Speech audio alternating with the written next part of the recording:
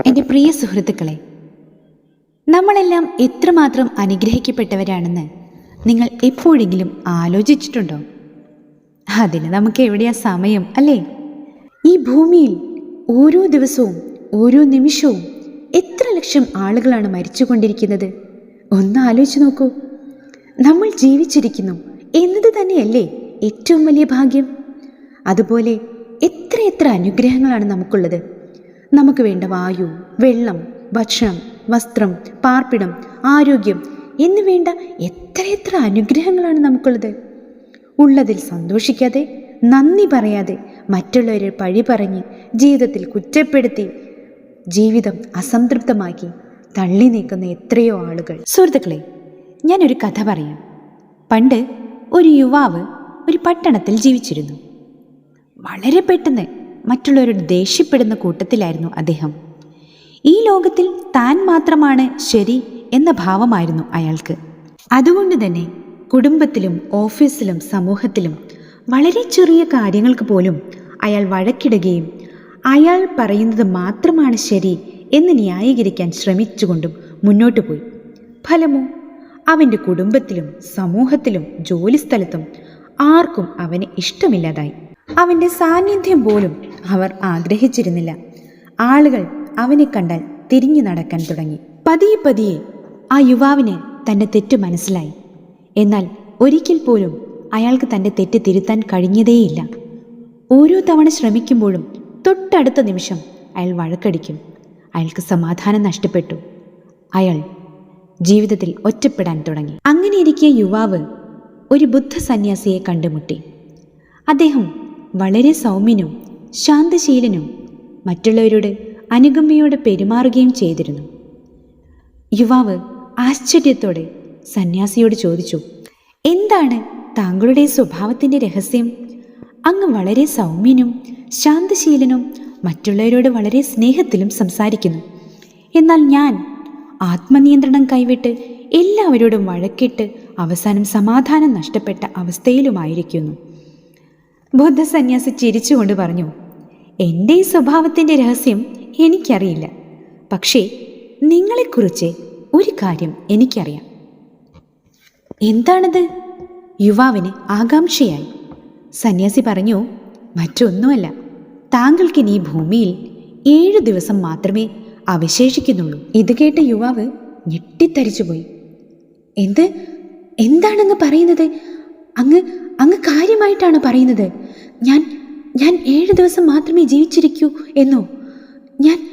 ഞാൻ എങ്ങനെയാണ് ഇതിൽ നിന്നും രക്ഷപ്പെടുക? എന്താണൊരു പോംവഴി? ദയവ് ചെയ്ത് അങ്ങ് പറഞ്ഞാലും.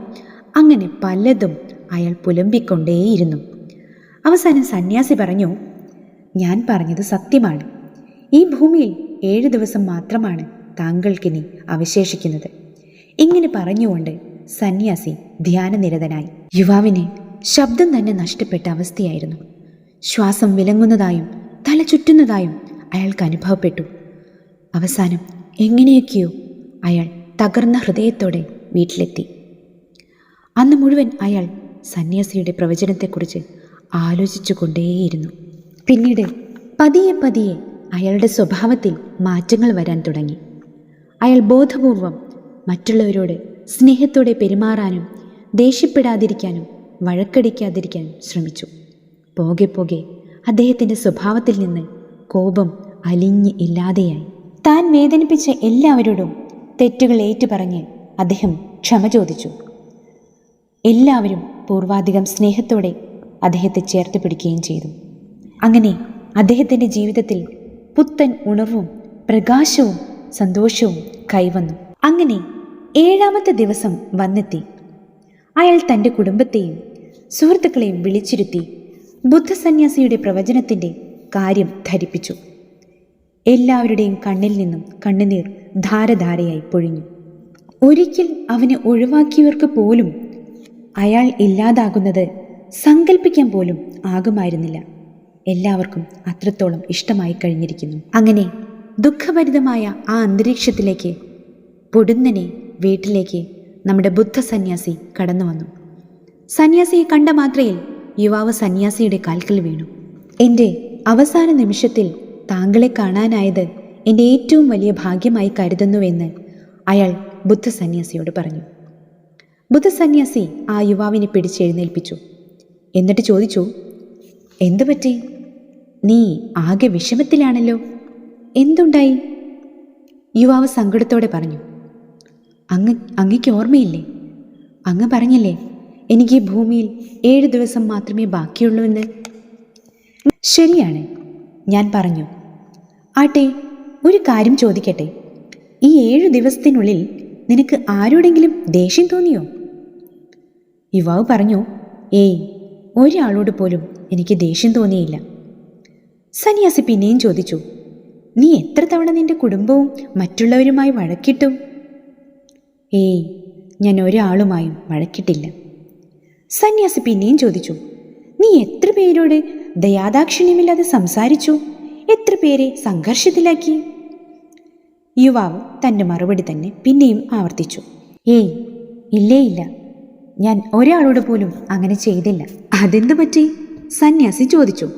യുവാവ് മറുപടി പറഞ്ഞു, അങ്ങ് പറഞ്ഞില്ലേ 7 ദിവസം മാത്രമേ ഞാൻ ജീവിച്ചിരിക്കൂ എന്ന്. വളരെ കുറച്ച് ദിവസം മാത്രം ഭൂമിയിലുള്ള ഞാൻ നിസ്സാര കാര്യങ്ങൾക്ക് വേണ്ടി സമയം കളയാതെ എൻ്റെ വിലപ്പെട്ട സമയം എൻ്റെ സമാധാനത്തിനും സന്തോഷത്തിനും വേണ്ടി ചിലവഴിച്ചു.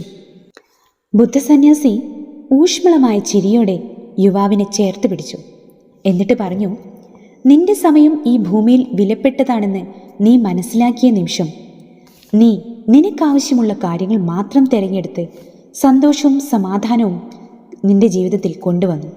ഇത് തന്നെയാവണം ഇനിയുള്ള ജീവിതത്തിലും നീ ചെയ്യേണ്ടത്. ജീവിതം ക്ഷണികമാണ്. നിങ്ങളുടെ ജീവിതം അനാവശ്യ കാര്യങ്ങൾക്ക് വേണ്ടി നഷ്ടപ്പെടുത്തി കളയരുത്.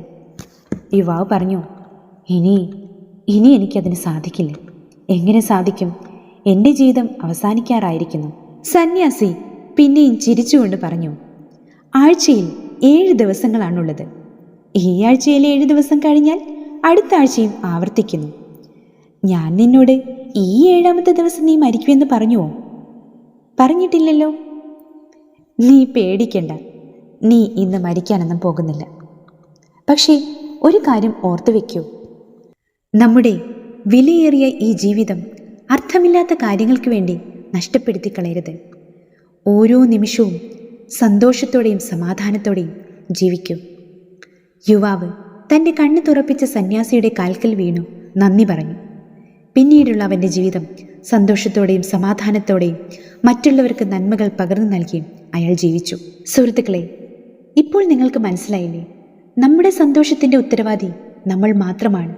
മറിച്ചാണെങ്കിലും അതിൻ്റെ ഉത്തരവാദി നമ്മൾ തന്നെയാണ്. പണ്ട് കവി പാടിയ പോലെ, നമുക്ക് നാമേ പണിവതു നാഗം നരകവും അതുപോലെ. അതെ, നമ്മുടെ ജീവിതത്തിൽ സ്വർഗവും നരകവും തീർക്കുന്നത് നമ്മൾ തന്നെയാണ്. നമ്മൾക്കെല്ലാവർക്കും സന്തോഷം കൊണ്ടും സ്നേഹം കൊണ്ടും നന്മകൾ കൊണ്ടും ഈ ഭൂമിയിൽ ഒരു സ്വർഗം പണിയാനായെങ്കിൽ എന്ന് ആത്മാർത്ഥമായി ആഗ്രഹിക്കുകയാണ്. Thank you.